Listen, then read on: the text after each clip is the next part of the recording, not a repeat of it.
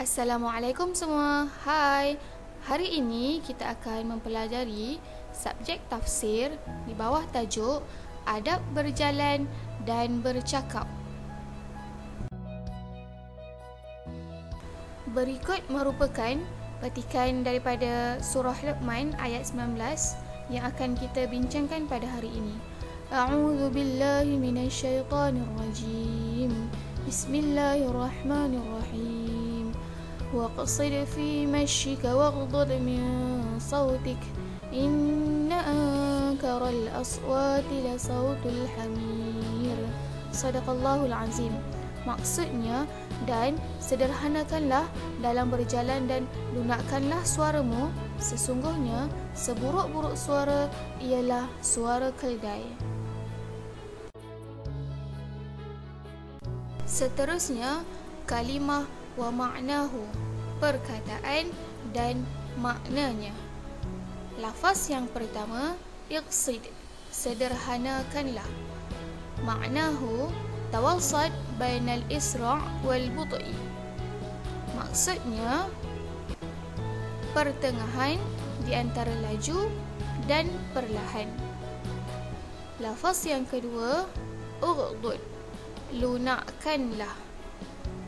Maksudnya, ikhfad, rendahkanlah atau turunkanlah.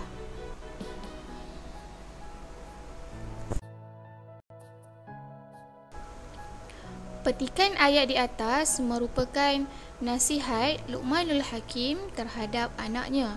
Allah Subhanahu wa Ta'ala menceritakan kepada kita di dalam Al-Quranul Karim sebagai teladan kepada manusia sepanjang zaman.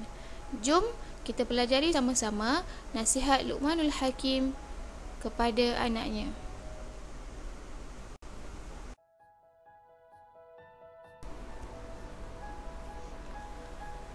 Berikut merupakan 6 nasihat Luqmanul Hakim kepada anaknya yang tercatat di dalam surah Luqman daripada ayat 12 sehingga 19.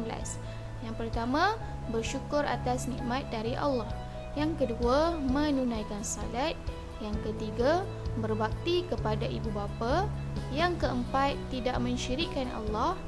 Yang kelima, menyeru manusia kepada kebaikan dan mencegah kemungkaran.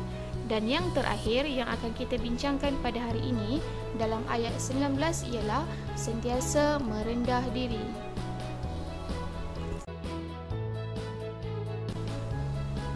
Jom kita sama-sama mempelajari adab berjalan yang dinasihatkan Luqmanul Hakim kepada anaknya. Yang pertama, Luqmanul Hakim menasihatkan kepada anaknya supaya sederhana dalam berjalan. Maksudnya, tidak terlalu laju dan tidak terlalu perlahan. Yang kedua, tidak berjalan dengan gaya menarik perhatian orang lain. Contohnya, tidak boleh jalan secara bermegah-megah ataupun tidak boleh berjalan dengan menggoyang badan. Maksudnya, kita tidak boleh berjalan sehingga menarik perhatian orang lain. Dan yang ketiga, tidak menghentak kaki sewaktu berjalan. Banin dan banat, Rasulullah sallallahu alaihi wasallam berjalan dengan sopan dan tidak mendongakkan kepalanya ke atas. Seterusnya, adab bercakap. Luqmanul Hakim juga memberi nasihat supaya anaknya sentiasa bercakap dengan nada yang sesuai mengikut persekitaran. Maksudnya, lihat tempat.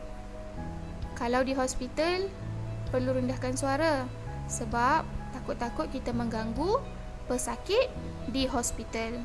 Tapi kalau muallim atau muallimah tanya dalam kelas, kena guna suara yang kuat supaya jelas boleh dengar oleh kawan-kawan.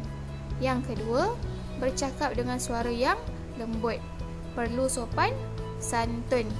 Dan yang terakhir, dilarang menengking atau mencaci dan memaki hamun Sebab tu dalam Islam dia tegaskan bahawa sopan santun dalam percakapan memberi pengajaran kepada manusia tentang adab yang baik di dalam Islam. Dan Allah terangkan juga dalam ayat ni, dia cakap kat kita, suara yang paling buruk ialah suara keldai. Semua orang tahu keldai kan?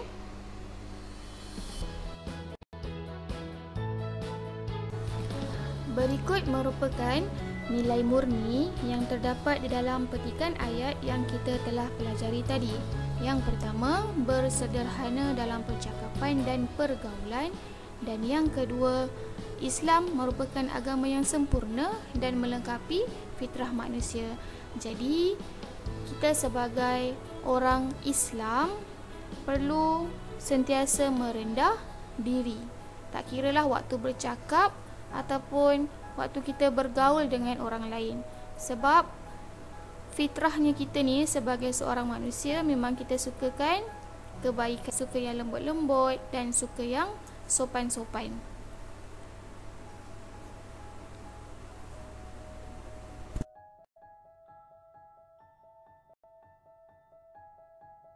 Alhamdulillah, setakat ini sahaja pelajaran kita pada hari ini. Terima kasih kerana sudi meluangkan masa. Assalamualaikum warahmatullahi wabarakatuh.